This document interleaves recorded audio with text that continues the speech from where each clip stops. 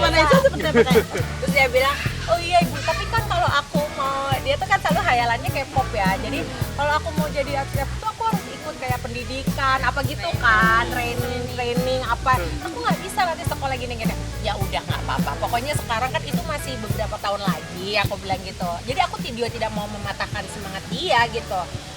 Nggak apa-apa, kamu latihan, kamu ini nanti kalau misalnya ternyata memang Allah berikan kamu, izinkan kamu masuk ya, terpilih menjadi salah satu untuk debut di sana, nanti kita coba think about something else. Aku bilang gitu, gampang kan, nanti kita ini aja, kita sama-sama berdoa minta Allah kan. Aku sih, aku cuma bilang sama dia bahwa semua yang kamu lakukan itu butuh kerja keras, semua gitu ya. Menjadi seorang student, menjadi seorang pelajar bersekolah, kamu butuh kerja keras.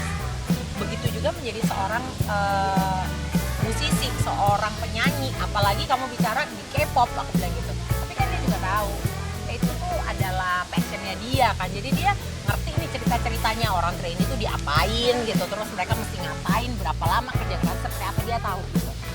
Dan aku bilang sama dia, if you really want something, aku bilang, dan kamu harus work hard to get it. Aku bilang, belajar, kalau emang kamu jadi K-pop, mau ikutan audisi, aku bilang, ya kamu lakukan dari sekarang, latihan nyanyi, latihan nari gitu. Masih. Oh, papanya sih baik ya, aku masih merasa bahwa kayaknya memang sudah dia terbaik gitu ya. Mas Jerry itu bagaimana dia menyayangi Aisyah, bagaimana dia berusaha untuk melakukan yang terbaik untuk Aisyah ya. Manusia itu kan nggak ada yang lepas dari salah. Aku pun banyak salahnya, banyak khilafnya gitu ya. Dan yang penting kan aku tahu gitu bahwa di atas semua itu sebagai seorang ayah, dia berusaha untuk melakukan apapun yang terbaik yang bisa untuk Aisyah gitu. Dan menjadi partner parenting bersamaku untuk membesarkan Aisyah itu selalu jadi prioritas kita, itu tidak akan pernah berubah gitu, dan kita solid soal itu. Quality time sih paling mentok ya video call ya, udah gitu. Sekarang kan udah enak, dia udah ini ya, alhamdulillah sudah bebas, jadi sudah tidak ada lagi restriksi kapan aja dia mau video. Jadi mereka sedang menikmati masa bulan madu nih saat ini. Berkali-kali dia sebut, dia mention ke aku, mengucapkan terima kasih gitu, terima kasih ya gitu. Dia juga minta maaf apa gitu-gitu ke aku gitu, dan dia meng-acknowledge dan mengapresiasi dan berterima kasih, merasa bahwa aku mungkin ya sempatlah dalam sekian kurun waktu hampir seperti sendiri gitu, berjalan sendiri gitu. Tapi ya life goes on ya, hidup kan terus berjalan gitu.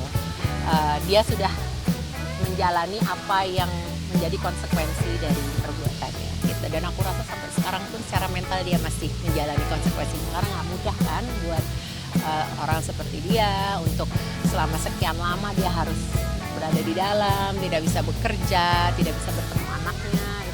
Secara mental juga berat buat dia dan memukul dia. Jadi konsekuensi itu dia jalani. Jadi buat aku yang penting sekarang adalah gimana caranya supaya situasi yang sudah tidak ideal ini ya buat Aisyah ya kami yang bercerai itu kan sebenarnya nggak ideal ya. Ideal dalam arti kata ya orang tua serumah membesarkan anak bersama-sama, itu kan yang dalam tanda kutip ideal. Nah, situasi yang sudah tidak ideal ini kita jadikan, kita maksimalkan segala-galanya di luarnya supaya kita bisa membesarkan Aisyah dengan sebaik-baiknya, dan Aisyah nggak kehilangan dan kekurangan kasih sayang dari kami. Itu sih yang paling penting. Itu sebenarnya buat aku two ways, ada two sides gitu, dua sisi. Di satu sisi aku merasa aku bersyukur karena anakku diberikan Allah hati yang lembut ya, karena orang yang seperti itu kan berarti hatinya lembut ya, dia memikirkan apa perasaan orang lain, perasaan ibunya. Tapi di sisi lain aku merasa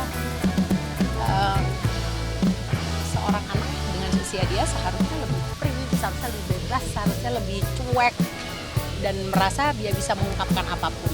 Itu makanya aku sekarang sedang melakukan banyak sekali pendekatan yang sifatnya lebih ke kayak, kamu boleh ngomong apa aja sama aku, bilang gitu. Terus aku bilang, karena dia udah bisa mengakses sosial media kan gitu. Jadi aku selalu bilang sama dia, kalau kamu ada apapun yang kamu mau tanyakan kepadaku, atau ada apapun yang kamu omongin sama aku mengenai apapun yang kamu baca dan kamu lihat di media atau yang kamu dengar di luar, dari orang-orang mengenai kami, mengenai aku, mengenai kamu, asli, aku bilang, aku akan ngobrol sama kamu, aku akan ngomong sama kamu. Nggak ada no lies, nggak ada yang aneh-aneh. Jadi itu yang aku sekarang sedang buat. Karena dia lagi pre-teenager kan, Mbak. Umur usia yang sudah mulai, dia udah tahu nih what's going on gitu. Dia udah bisa baca, dia bisa denger gitu.